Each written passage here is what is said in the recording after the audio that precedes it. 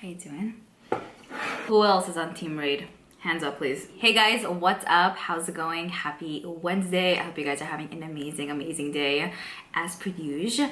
For today's video, I am going to be sharing with you guys a number of makeup goodies that I personally used to really love. I was head over heels with. They used to be like my obsessions, but I would say for the past little while, I either haven't been using these products, I found something else that I personally enjoy more, or I'm just not feeling it as much. They're not necessarily products that I feel like I need to get rid of. It's more so that like I just feel like the love and the, what's the word, like the caring that I had towards the product, I don't know if that makes sense.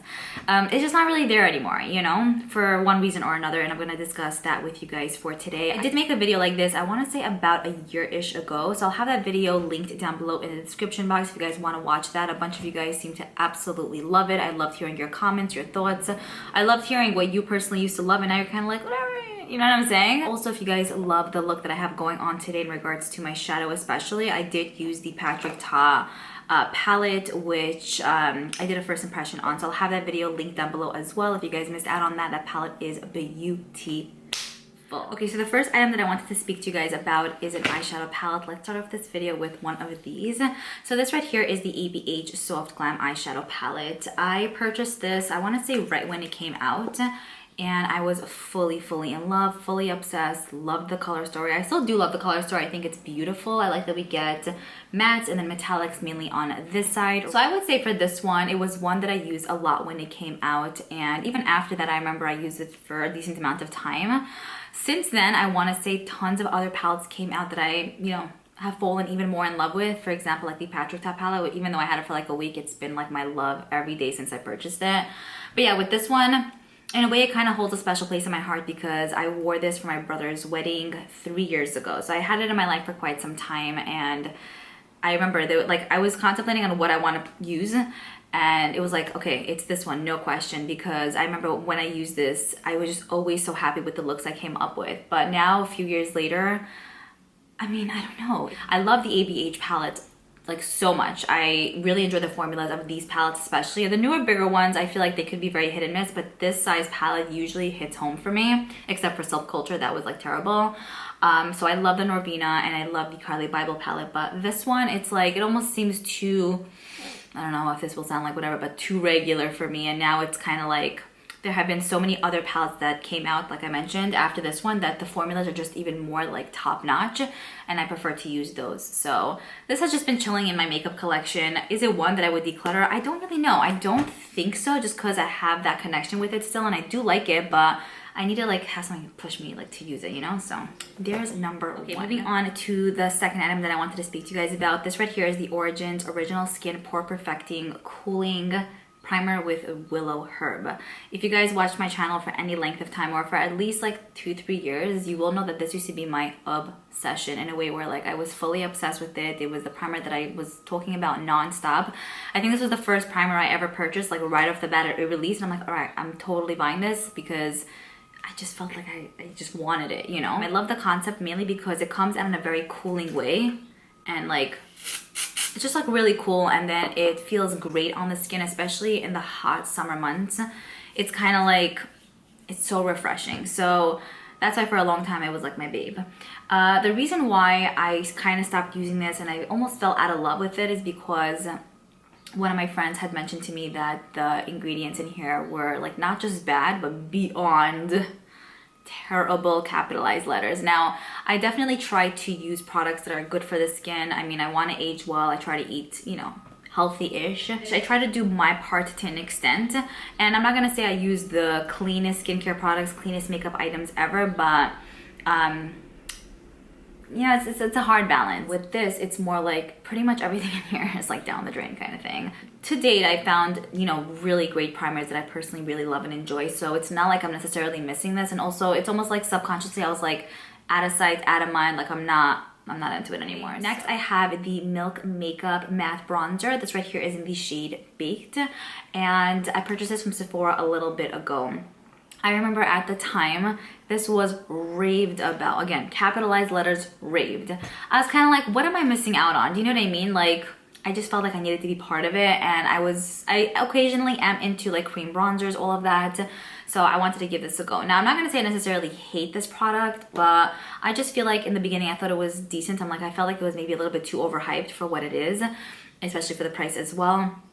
And then for a certain amount of time, I was like, you know what, I'm really feeling this. I started loving it. I started using it pretty consistently.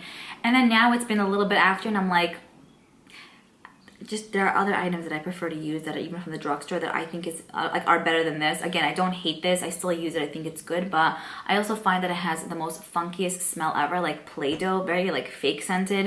This is what it is also. I feel like as time goes on, there's so many other formulas that are created. So when you try something new and fall in love with that formula, it almost kind of like makes you not care as much for like a previous item that you were loving. Not always is that the case, but from time to time it is. I will say the Patrick Ta cream bronzer is outstandingly beautiful. I have a cream stick foundation from Maybelline in a deep shade that I use for cream contour. Stunning. And so also I kind of feel like maybe this is a little bit overrated and overpriced for really what it is. So in a way it's kind of like, I don't even want to like recommend, because it's almost like you don't need this to get that chiseled vibe per se. Certain products, it's kind of like, yes, this would make things so much easier. It's amazing, so good. This is kind of like, oh my gosh. I don't really care about it as much. Okay, next I have these right here from ColourPop. So, yikes. So these are just their Super Shock highlighters. I feel like when these came out a little bit ago, like, they were really raved about, and I mean for good reason. They are cool products. I feel like it was very innovative at the time. Well, they're cream to powder, I would say. Anyways, so I have 3 shades here that I find that I don't necessarily use as much. So initially when these came out, I felt like it was such a vibe to use, to kind of like dot it on the cheekbones. It looks really beautiful, and it still is really gorgeous, but for me, it's more like, even when it's boiling outside, like I just don't reach for these. And I typically use these mainly in the summertime. I think, you know what it is? I think that sometimes I'm just kind of like in the zone of using brushes for my face. So like to dip my finger into a cream product, like even when I use a cream blush, I usually use a brush or a blender. And it's easier to kind of get to the product there because it's covering up more surface area with a cream blush. But with a highlighter, I find that you almost need either a smaller brush or like the tip of a beauty blender to kind of get all up in there. But then when it goes all over, it can be a bit much.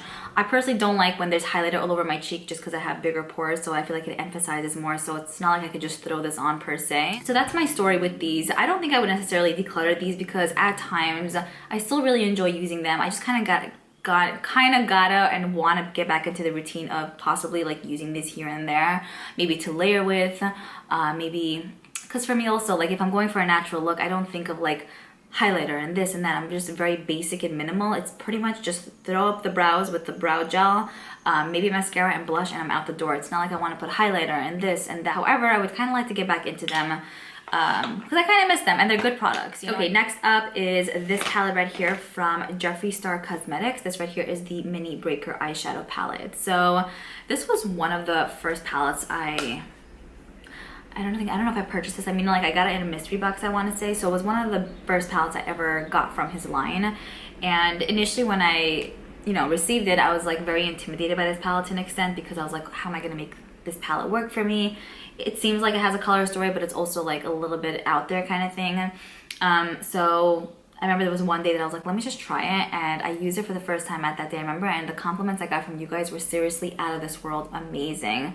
You guys loved it. And the look that I created was kind of different and unique. I never thought about pairing these kind of shades together, but when I did with this palette, it really kind of like took the makeup game to the next level for me, and it really like inspired me to do different things that I typically don't do. And with that being said, I think I got a decent amount of use out of this palette. I mean, at this time, there are other palettes that I prefer. There are other palettes that I love using more than this one. I think the formula is pretty good, but also with after I kind of experienced that with this one, it was almost like I was figuring out different ways to use eyeshadow palettes, and I try not to use them in typical ways that I typically do. So it almost kind of allowed me to see like palettes in a different way so that I can be more creative and different with my looks. I don't know if you guys ever had that with a palette where it's kind of like, whoa, and then like you would never expect to create such a look, and then from there like you use other palettes in ways that you've never tried, and you're like, wow, I can't believe I never did this color combination, and it turns out perfectly. It probably will be one that I will declutter in my next eyeshadow palette declutter video. But yeah, I don't really feel that vibe with it as much as I did. And it's interesting because I feel like in life, at least for me, I guess I'll speak for myself, sometimes I'm like, wow, I could never get over this, or like I'm obsessed with this, and like I cannot imagine a time where I won't be. But like, you know, as we grow and evolve and age, just things change, you know? And it's like you would never think. But I'll tell you, it really, really does. Next, we have these right here from Maybelline. So these are just concealers. I have 3 of them just to show you how obsessed I kind of am. So these are the Fit Me concealers. We got 2 of them that are almost on their last leg, and then I purchased a new one a little bit ago. This used to be my favorite concealer ever. I think I recommended it to you guys so many times. It still is somewhat of a cult classic for me, but with this as well, in the concealer world, I feel like there have been so many other concealers that came out that this kind of almost fell on the bandwagon. And, you know, like using those concealers, I'm like, okay, wow. But then going back to this, I'm like, you know, I like this, but I like those a bit more. And I almost can see more of the like imperfections with this. I mean, I don't know if I just have more lines under my eyes or I've aged and stuff. But in a way, I kind of feel like this emphasizes more than I remember it emphasizing. So maybe, again, just like I said before with other products, like at that time, this was amazing when it came out. And for a while, I mean, I've repurchased these tons of times. I mean, I still think it'll be one that I'll use, maybe mixed with other concealers, but I just feel like I don't love it as much as I do, and I don't care about it as much as I used to. Like, it's not one that I'm like fully obsessed with. I think that I maybe need something even more so hydrating than this, because I would say it's hydrating, but not as much as I would like. Okay, moving on to the next item here, I have the Urban Decay Beached Eyeshadow Palette. So this right here also has been a love of mine for a very long time. I actually ended up purchasing this from Nordstrom Rack. I remember when it came out initially, like, I was all over it. I thought it was so beautiful. I know a lot of brands usually do like neutral warm tones with blues, but I feel like Urban Decay really hit it on, you know, hit on the dot with this one because it's so beautifully perfect. So with this, I think the formula is fantastic. It's outstanding, maybe even better than some of their Naked palettes. So I don't know what they did with this specifically, but it's really nice. A lot of you guys actually mentioned that this reminds you of the Urban Decay Naked Wild West, which I can kind of feel a similar vibe. It's still a little bit different, but you know, similar energy-ish, I would say. With this one, it was more so that I liked it for a period of time, and then because it was limited edition, I was just kind of like staying clear from it in a way. Now, I mentioned limited edition, you know, here and there, but the reason why I don't get attracted to limited edition goodies often, except for my collection, if it's my collection, you know what I'm saying, is because I could never really recommend it. You know what I mean? A lot of times also if I'm like going out and like a lot of you guys were like, okay, so then why don't you use it at times where you're not making a video, which I could, of course, but I'm saying like, when I do that, I feel like if I speak on Instagram or something, a lot of you guys are like, oh my gosh, what palette are you using? And then I'm like, oh, it's this. And then it's like, I can't even get that. And I'm like, I know. And then it's kind of like, you know, so I also am testing out so much all the time. So I always think to myself, like, I'd rather just maybe use something new or something that I haven't used in a long time that is still available, like maybe the Naked palettes, instead of using something like this where it's not really gonna be anything in the long run kind of thing. Do you know what I mean? So that's my thing on limited edition goodie. And as much as I really like this one, I think that I kind of get, like I said, a similar energy with the Naked Wild West. So I'm just pretty much using that, and I'm really happy with that palette overall. It's still available, it works amazingly, and I love the looks I come up with when I use that. So for this one, yeah, I was more like loved, didn't really use as much, not sure if I care about it really anymore type of vibe. Next, I have this right here from Benefit. This right here is the Gimme Brow. I have mine in the shade 4. So this might be really shocking and surprising to you guys.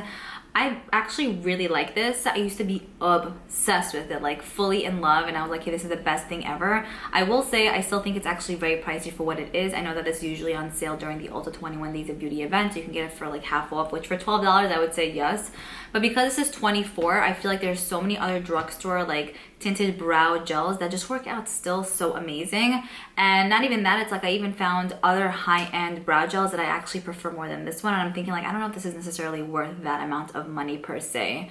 So I used to love it at the time because I think this was like a very revolutionary this is a very revolutionary product for a very long time, because I think it was actually one of the first tinted brow products ever. So like, I'm sure like everyone was really on top of it. But then as time went on, other brands released these as well. So this also in a way kind of maybe fell on the bandwagon. It's still a good product. It works out nice and I like it, but I almost feel like compared to other ones that I've been trying and using, this really isn't one that I really reach for. Next up, I have this right here from Touch in Soul. This is the No Pore Blend Primer.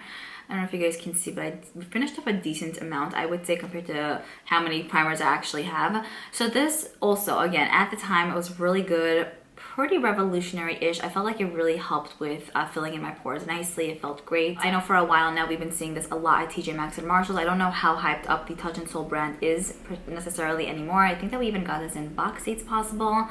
But yeah, I mean, it was really good for a very long time. I loved it. So a lot of the times I will go in with a pore filling primer because I feel like my pores are huge, and then I'll go in with a hydrating primer too. With this one, I feel like it does fill in the pores, but it has such a silicone based feel to it, and it almost feels like, feels good on the skin, but it almost feels like I'm also putting crap on my face. It just doesn't, I just don't feel that comfortable using it as much anymore. I do prefer the e.l.f. pore filling primer more than this one. I feel like this just has such a silicone, very slippery, waxy feel almost, like slightly. And initially I didn't really realize that because I had other primers that I was using, but now it's kind of like, I care about you because I had a love for you at some point, but I think I'm kind of over you, so I don't really care as much, you know? Okay, then the final product that I wanted to speak to you guys about, which is the 10th item I want to say, is this right here from Marc Jacobs. This is a bronzer in the shade Tan Trick.